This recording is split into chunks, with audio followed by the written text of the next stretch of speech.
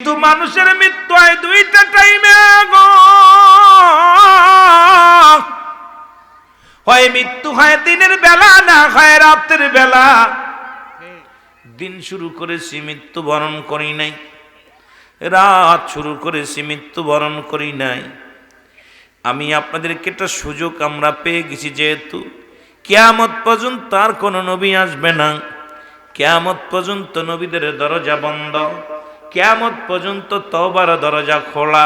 সবাই তওবা করেন, আস্তাগফিরুল্লাহ রব্বি মিন কুল্লি যামবি আতুবু ইলাইহি লা হাওলা ওয়ালা কুওয়াতা ইল্লা বিল্লাহিল আলিয়্যিল আযীম।